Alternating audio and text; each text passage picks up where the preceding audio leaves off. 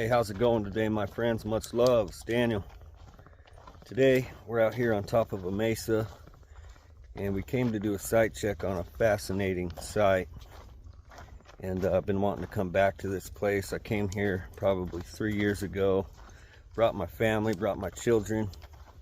We actually do have a video on the channel of this place yet, but of course we didn't have the drone back then. So today we're returning to this amazing site. I am excited to share this with you, and hope you look forward to it. Now, this is a Dene, a Navajo site of the 1700s, and it's one of the largest of the sites that are in this general area. So we're walking down through the woods towards it, and hope you do enjoy. Thanks for tagging along. So here we are, coming up to the approach. As you can see, it's an amazing site. It's actually a 3-story dwelling with in the main structure. Of course, a lot of it is fallen, but what remains is truly amazing. There's also a couple of outbuildings here and a spot where a bunch of hogans used to be. Appears they were burned. So this is it, my friends. Fascinating. We call this place Francis. As you can see, it's just awesome. Wonderful sight. So right here you can see we have our main structure, which is 2 large buildings that are built together. And it's my belief that this one here was 2-story. And this one, the way it's built, is more like a 3-story. And of course you got one that's fallen down here. You can see the roof. That's actually a building in there. Over here you got what was probably this room, and then another one on the side of that.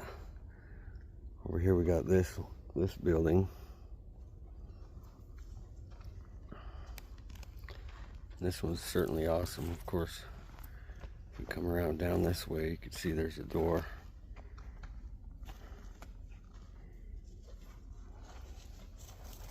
There's a door to go in through there.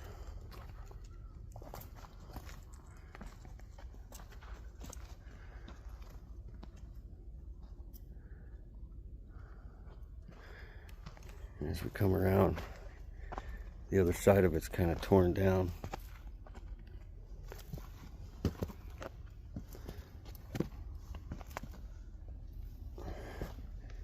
As you can see here, but certainly fascinating. Kind of got this hooded fireplace up in here. So basically we're standing in the wall. There would have been this wall coming this way. Down here behind me, we would have met up with this wall.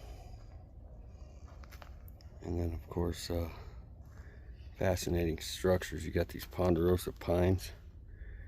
There's several of them for some of these large structures. But looking in here, you got this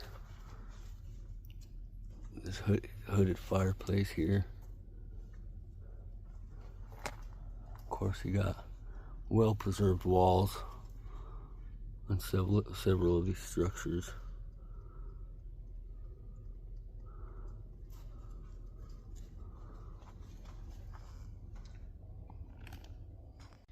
So we come back out. You can see it's overlooking this beautiful canyon here. And as many as people occupy this place, I know there's got to be natural springs nearby. Probably down in the bottom, and then the alcoves that are down in these cliffs and stuff.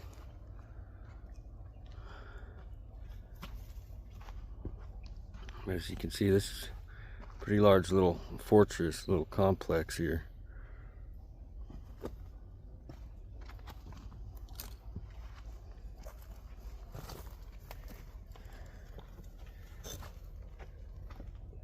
Of course, this We're looking at what would have been another room here, is what I believe. Looking over this wall. Looking over this wall, you can see as we come around to this main structure, you can see you can kind of step down into this bottom room here. It said that there was 29 rooms in its entirety.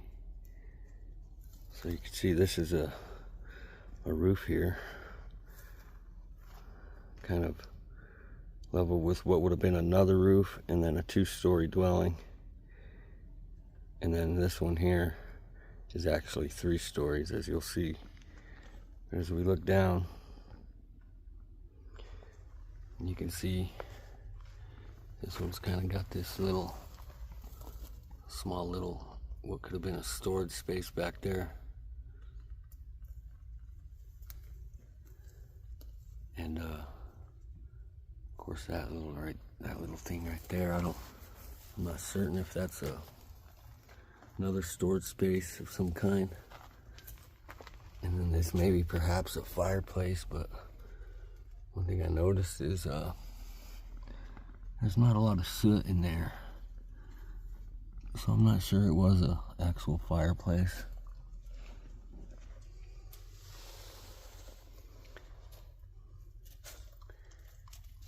And then again, these large pine trees for these roofing beams. And then of course juniper and pinon for the cross sections. But in order to check out the rest of it, we got to army crawl through this little hole.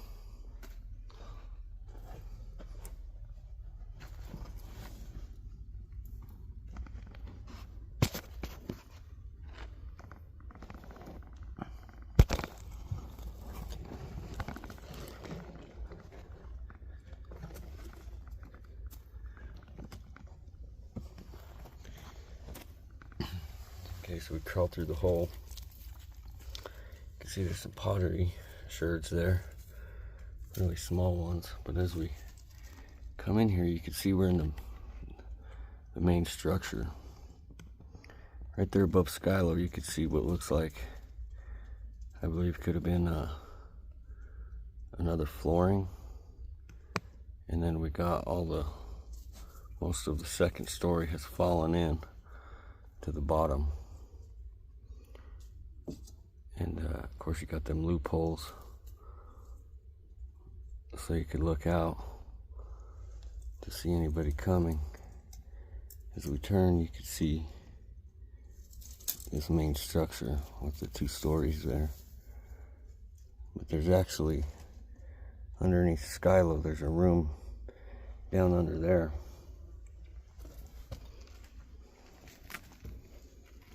As we come up, get a better look, you can see, of course, this was torched at some point. I don't know if it was because vandalized or Spanish attacks during the wars of 1700s. Of course, you got this wolfberry growing up through the floor. But this site is just awesome, guys. I just love it.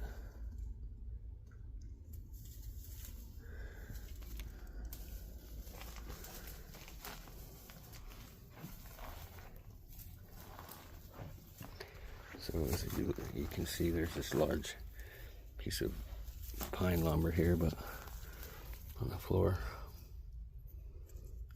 you got some pottery remnants here. It's just that Dynatog gray, and then there's a red one here, lightly red.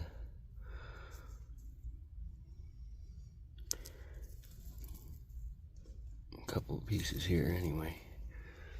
There's another red one right there. Can't really see the red so much anymore.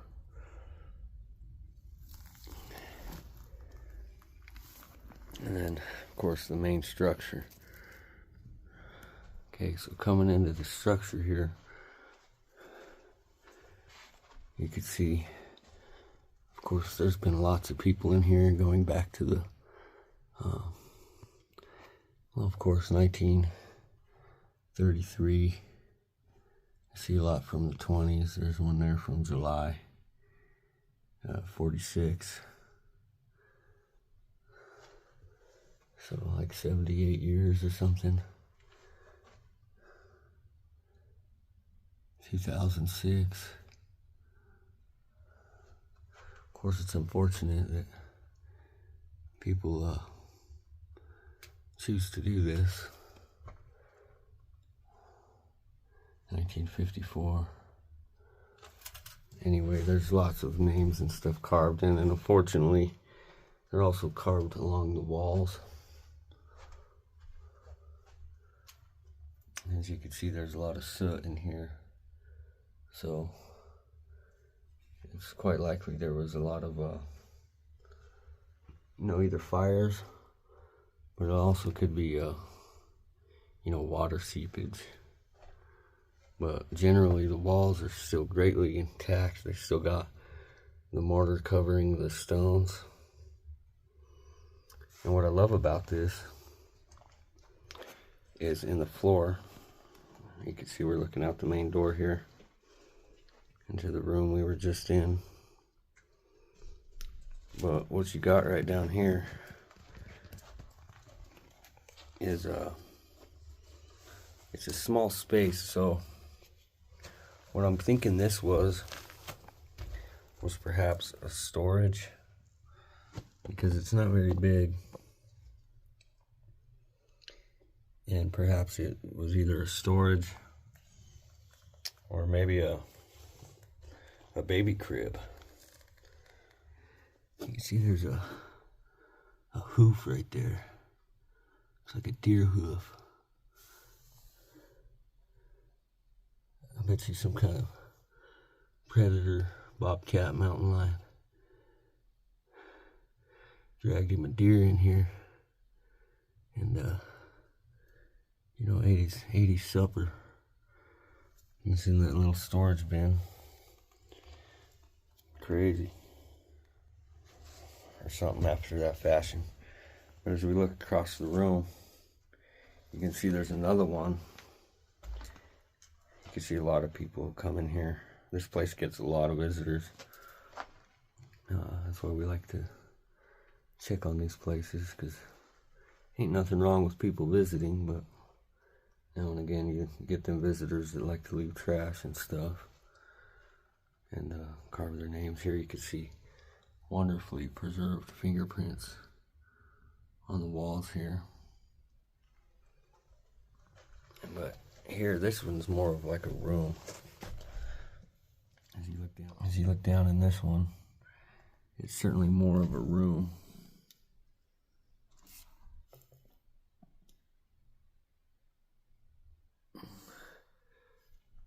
A lot larger than this other one.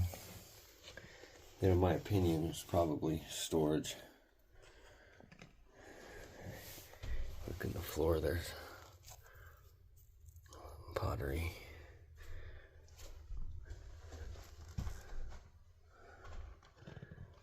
Of course, looking out the loopholes,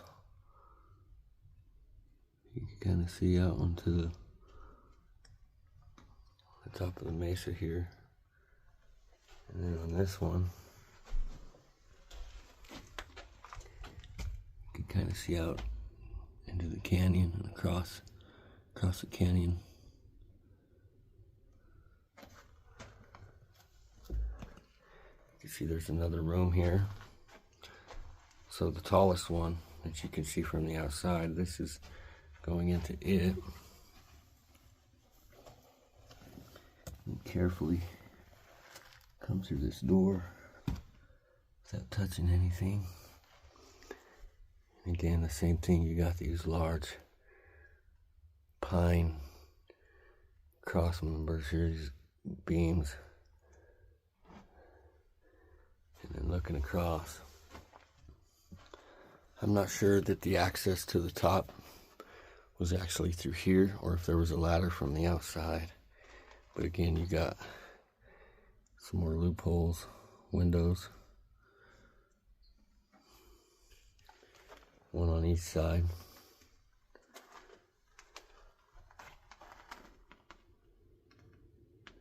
This one you could really get a good view out into the canyon. So yeah, just above our heads, this is actually the floor of the top story, the tallest one. Which you can probably see if I show you through here. Let's see if we can get a extender. So I won't be able to see it, but I don't know what that looks like, but maybe give you an idea of what's up there. So definitely an amazing sight. It's never less impressive whenever I come to it.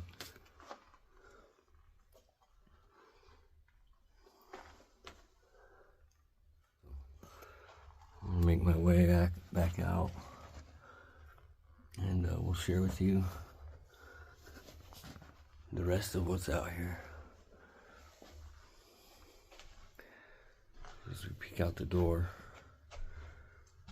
you can see, of course, this main room we've already showed you, and then this one. You can see there's actually an entrance right there, but it's encouraged not to be standing on there because that's actually roof. So we got a sign there that tells you, not to be walking up there, but of course some people either do it by mistake or just don't care, but from time to time you'll see feet prints up here on this roof. As we're coming back out, you can see, I believe this was a pretty large structure in itself as well. As we look over the wall, you can see there's this kind of walkway down into another doorway. Of course, looking up to where we're at.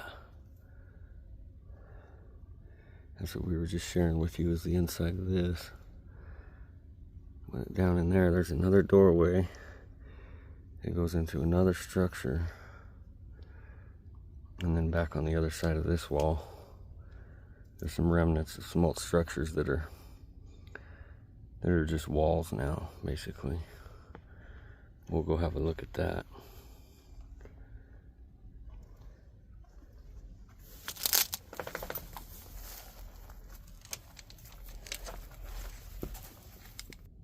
So off of this main dwelling, you can see we got a wall right here, which I believe this was another room right here where we're standing, but of course this front wall is no longer here. And behind us, it may be even connected somehow to this one, but we do got a sign here that we'll read through. It says, Francis Canyon is one of the largest sites of the Governor Door phase of Navajo history, 1700 through 75. When first studied, the site was composed of 40 surface room and 4 major room blocks. Since that time, considerable erosion has taken place, and many of these rooms no longer exist, as we had just seen. The site is dominated by a roughly triangular tower and 2 stories high.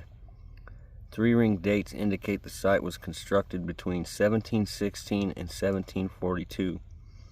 Excavations in 1915 recovered items of Navajo, Pueblo, and Spanish material culture.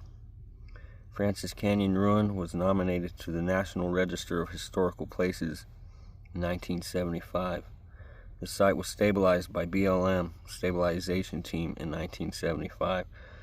So they did do some work to this place just to keep it from further falling apart. But what you can see here is the front doorway. This is what we're looking at here, is the front doorway. So you got the two main structures there, and then these, and then this one. So as we look again, we got the two rooms. Of course, this one over here with the hooded fireplace. The hooded fireplace is Spanish. And when we have what would have been another building here, and perhaps connecting to this other one here. So it had many rooms. The ones we haven't shown you yet are down here in the bottom. So here in a moment, we'll go down and I'll show you these here. Fascinating. As we come down here to the back side, these is of course the walls that I was telling you about. Can't really see it, but there's this wall here, which I believe would have connected to over here. And as we come up, you can see the main blocks there. I think there was a room here, because you can see a doorway right here going into this one, which had that little hallway as I showed you going down, and then there's a doorway on the back side. You can see these roofing beams coming out here. Of course, there's some more wolfberry growing. Wolfberry grows at all these ancient sites. So as we come down, you could see there was this room here. This wall is no longer intact right there. And as you go this way, there's really no more rooms until we get to the other side. But coming up through here, you can see this one here.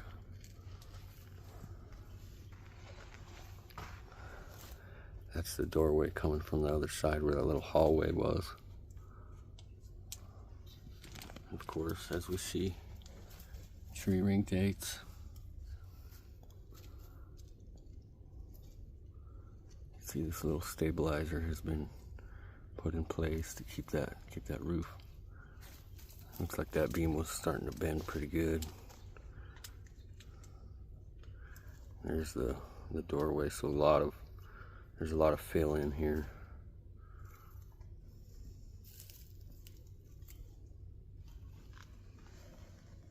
Would have been a lot more dug out, so it seems.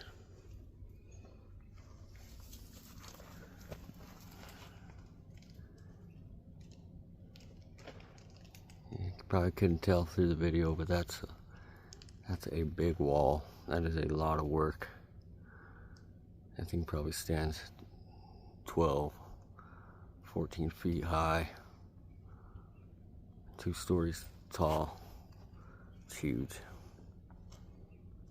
And of course we got some anchors that were anchored in from the stabilization team. And a lot of times when they stabilize these things, they'll just put stabilizing stones to keep the uphold of some of the base, which is good. You know, it keeps these places intact, as long as people don't go up there and, you know, crawl on it and stuff. And it's quite possible there's probably petroglyphs down in the bottom here. I don't know if we'll have time to get to all that. There's one more thing I wanted to share with you before we go over to the other side where the remnants of the other structures are. And it's this little chute here, where you can see the sandstone has separated from the top part of the mesa here. Chris and Skylo are exploring the bottom half there. But see, you can come down in here.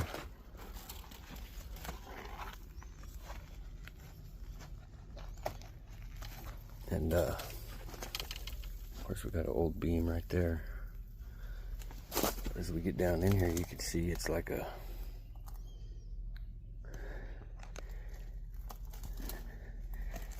little chute here.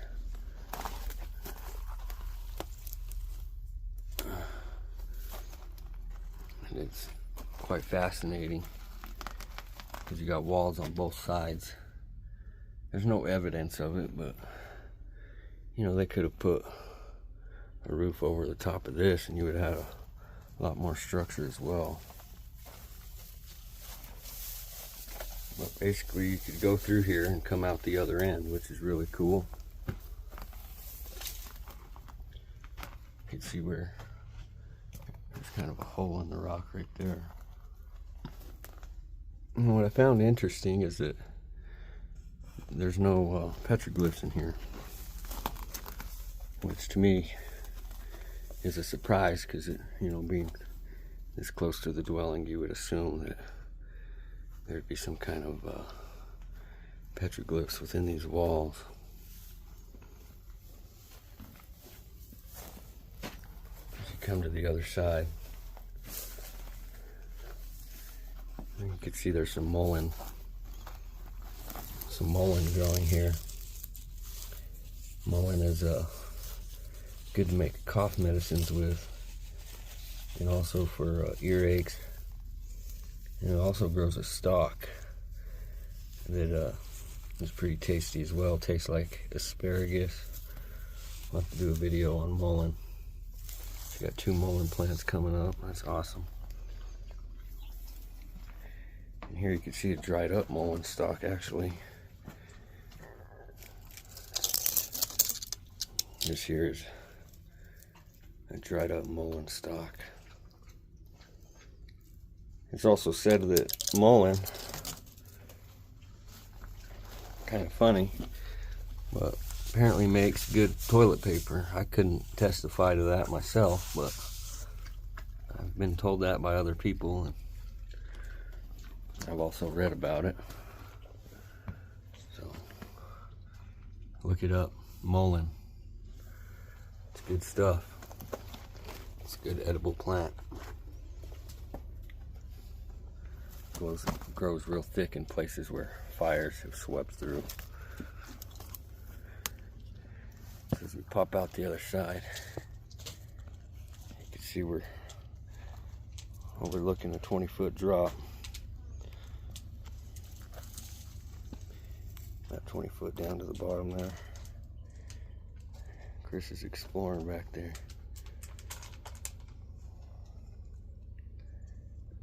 You know, I'm sure there's pottery and stuff just scattered. So I can't necessarily prove it. Another one right here. Another crevice? Yep. Chris found another crevice. But as I was saying, I personally believe this place was attacked. Just as well preserved as it is, and a lot of the walls pushed over and knocked down. I don't believe they just deteriorated on their own. I do believe this place was attacked. And there are some middens. Middens are like places where they'd put ash and trash, broken pots, things like that. They're real distinctive. You could see them in the dirt. The dirt's usually black. But I also believe that there were some hogans on the back side here that were set on fire. It just seems pretty overwhelmingly evident that this place was attacked. Probably by the Spanish armies, or perhaps even the Utes.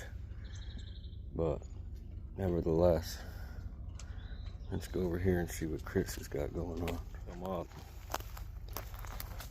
You can see this is probably likely a midden right here. You can see there's bits and pieces of course, ash and charcoal, pottery. piece of chute right there. You can see that's chute.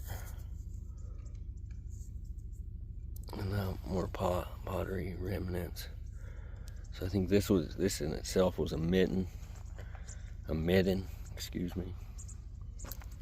There's more pottery right there. There's some real beautiful lichen in its orange phase here.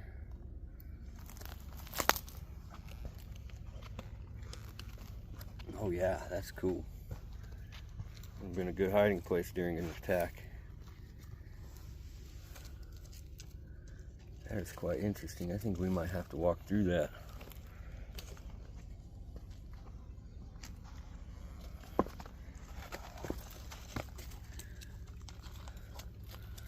I'm gonna crawl down there and walk through there because I've never noticed this one.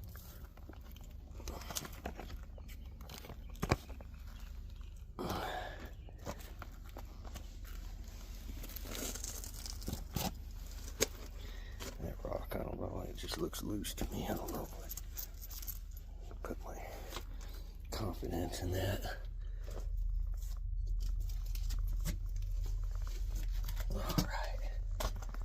Okay, so now we're down here.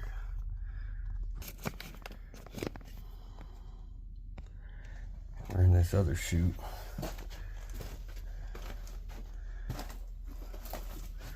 Would have been a good way to escape an attack. Right here it gets really slim. Can you fit through that crack or that narrow spot?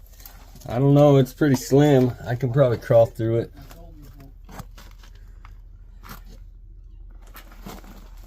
Oh, it's my knees that don't want to fit. But yeah, I'm making it through. All right. So we just came through that. We just squeezed through that little crack right there. We got another opening here. And that balanced rock is pretty neat.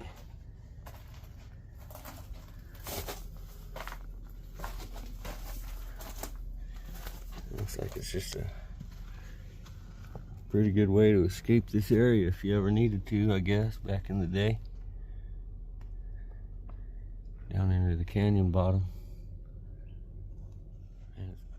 See that balanced rock up there, Chris? Yeah. It's something else. That's cool. Wonder if I could crawl up this right here. This is barely balanced.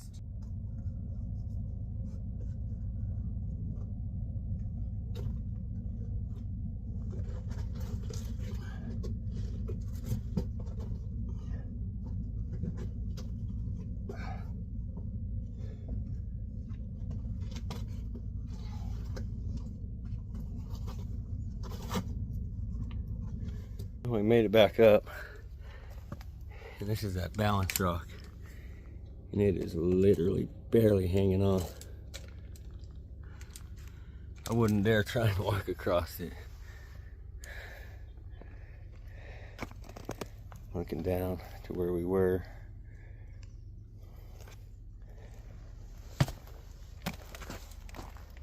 I think it's barely hanging on.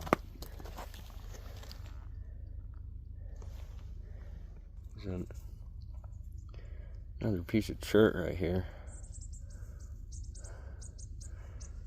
Looks like it might have been worked over.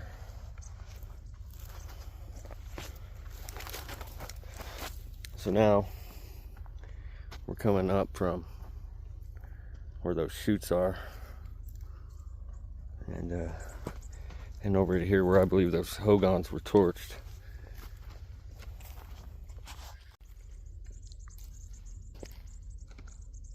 The birds are all over talking to us, asking us what we're doing here. They get pretty comfortable, huh, aren't they? Yeah.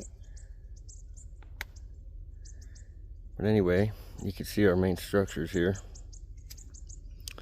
And just behind me, we're kind of getting out into the trees. But just back over here, now I may be mistaken. This might be just a midden But I personally believe that it's likely that these were places where some hogans were torched.